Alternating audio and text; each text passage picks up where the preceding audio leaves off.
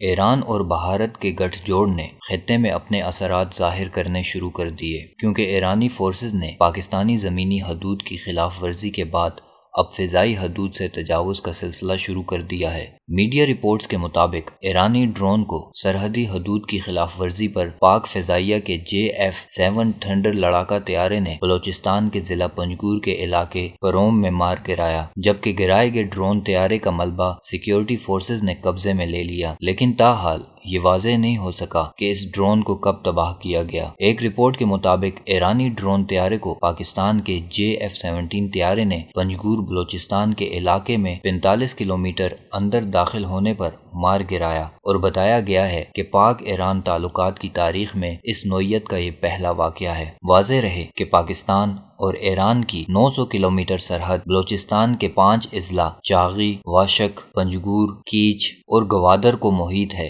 جبکہ 18 جون بروز اتوار ایرانی بارڈر سیکیورٹی فورسز کی جانب سے پاکستانی علاقے میں مارٹر گولے بھی برسائے گئے تھے، اور اسی انداز میں ایران کی جانب سے اکثر و بیشتر سرحدی خلاف ورزی دیکھنے میں آتی رہتی ہے، جبکہ اس کے برعکس ایران ہمیشہ سینہ زوری کا مظاہرہ کرتا رہا ہے۔ حال ہی میں ایران کے آرمی چیف نے دھمکی دیتے ہوئے کہا تھا کہ ایران پاکستانی حدود میں دہشت گردوں کے محفوظ ٹھکانوں کو نشانہ بنائے گا، جس پر پاکستان کی طرف سے سخت رد عمل کا اظہار کیا گیا تھا۔ دوسری طرف یہ حقیقت بھی سب کے سامنے ہے کہ ایران گزشتہ 3 دہائیوں سے اپنے توسیع پسندانہ عزائم کی تکمیل کے لیے مصروف عمل ہے۔ یہی وجہ ہے کہ جہاں ایک طرف ایران پاکستان کے سرحدی علاقوں میں دراندازی کے علاوہ پاکستان میں فرقہ واریت کو ہوا دینے کے لیے ایک عرصے سے سرگرم عمل ہے، تو دوسری طرف عرب ممالک میں ایرانی مداخلت کسی سے ڈھکی چھپی نہیں ہے۔ چنانچہ پاکستانی پالیسی ساز اداروں نے حالات کی نزاکت کو مد نظر رکھتے ہوئے ایران کے حوالے سے جارحانہ انداز اپناتے ہوئے اب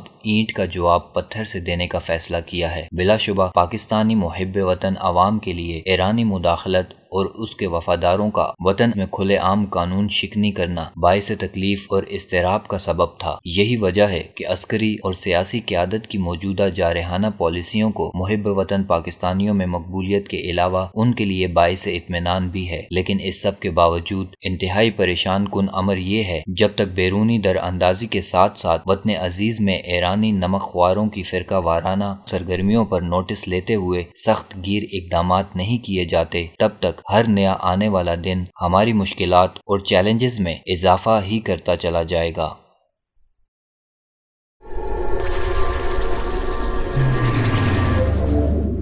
وصال اردو